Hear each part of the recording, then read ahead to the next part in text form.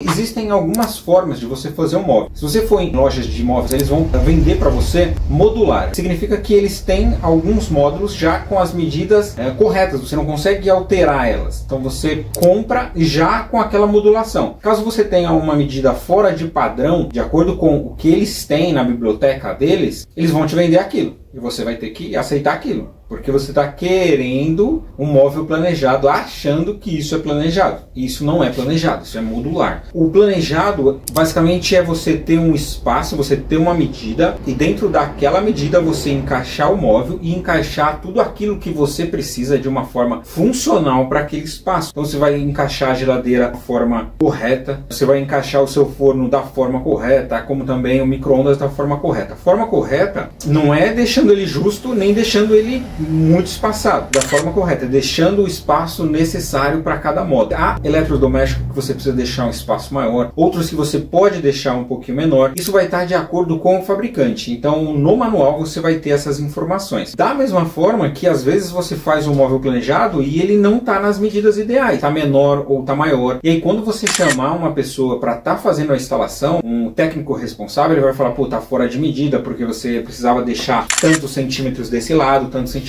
daquele. Então é importante você verificar tudo isso, e às vezes você não vai ter, quando você vai fazer o seu módulo modular, ou você vai ter uma distância muito grande. Imagina que você precisa de 70 ou 80, a pessoa vai deixar com 95, então você vai perder muito espaço. Esse aqui é um móvel, no caso, feito com módulos, não é um móvel modular, mas ele é feito em módulos, porém em módulos na proporção ideal, tendo tudo aquilo que o cliente precisa e na medida correta. Então eu tenho vários módulos e eu encaixo todos eles, faço a fixação para que fique uma coisa só. Se você olhar, é um móvel só. A diferença é que isso vai ser mais fácil para mim estar transportando e estar encaixando na casa do cliente. E como é que eu faço essa ligação? Através de parafusos de 25 ou de 30, vai depender da espessura da madeira que você usa para estar fazendo a sua caixaria. Por exemplo, essa parte do meio aqui vai ser onde vai ser a cuba, e a cliente tinha necessidade, ela gostaria que fosse uma cuba dupla, cuba uma do lado da outra. Então uma cuba dupla você precisa ter uma medida ideal. Então quando eu fui realizar esse projeto, primeiro eu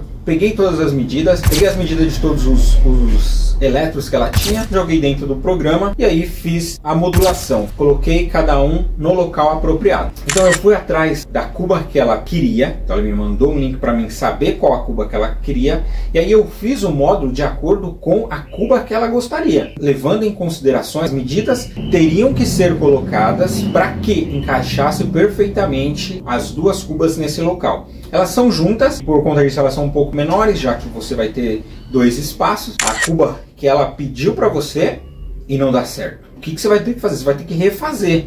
E o móvel já vai estar pronto. Então você pode até tirar isso daqui e aumentar, só que aí você vai ter que diminuir os outros. Se você mexer na parte de baixo, automaticamente pode ser que você mexa na parte de cima, porque o local onde vai ficar o sugar, ele já está pré-estabelecido. Então você tem que estar ciente de tudo isso. Então aqui vai ser uma cuba e eu fiz ela exatamente no local e com as medidas que a cliente precisava. Aqui está um gavetão. Eu sempre utilizo uma medida padrão para minha marcenaria, que é um padrão que eu vi que dá resultado, cabe tudo aquilo que o cliente quer. Do lado de lá eu tenho mais uma porta, que ela precisava ficar ali, é do lado da geladeira, e era a opção que eu tinha. Poderia aumentar mais esse gaveteiro, porém ia ficar um espaço muito grande e não fica interessante dessa forma. Prefiro fazer assim, com essa distribuição, que fica muito legal. Então aqui eu tenho um gaveteiro e aqui eu tenho um local onde vai ser colocado o fogão. Poderia ser um forno, poderia ser um cooktop aqui em cima, porém ela vai optar por ser um fogão embutido. Por conta disso eu tenho essas duas laterais que eu vou estar ajustando na casa do cliente quando já tiver o fogão. Essa parte de cima eu tenho que cortar para ele estar entrando aqui dentro, porém eu monto ele assim para deixar ele no esquadro, ele certinho. Depois que eu terminar e fixar, aí sim eu faço o corte dessa parte aqui para estar instalando o fogão. Sempre você tem que se basear e levar em consideração o que o cliente já tem ou o que ele vai comprar de eletrodomésticos para você estar fazendo a sua cozinha, como também as medidas que você tem lá. Então se por acaso onde estava o ponto de água não fosse aqui, fosse mais para cá, eu ia ter que remanejar todos esses módulos para estar colocando na posição ideal. Então quando eu faço o projeto, eu já fiz sabendo que nesse centro aqui era onde estava o ponto de água e também o ponto de esgoto. Então foi por isso que eu deixei dessa forma.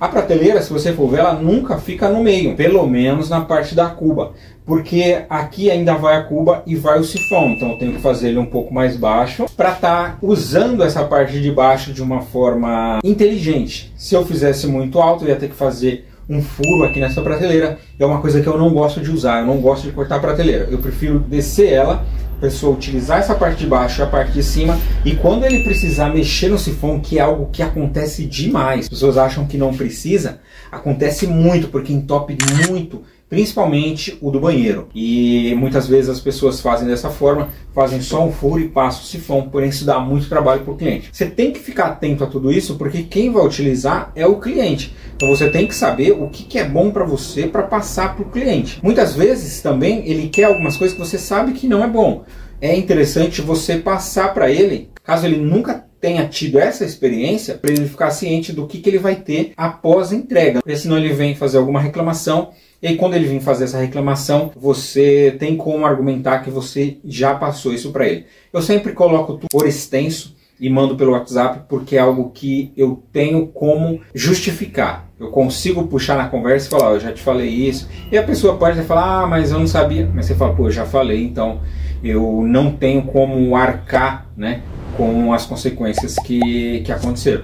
Então você tem que passar tudo isso para o cliente, que aí você evita muitos problemas. Então era isso que eu queria mostrar para vocês. E mais uma vez, se você chegou até aqui e gosta desse tipo de conteúdo, se inscreva no canal, deixe um like e também um comentário para a gente estar fazendo um vídeo de acordo com aquilo que vocês pedem. Era isso que eu queria mostrar para vocês e valeu!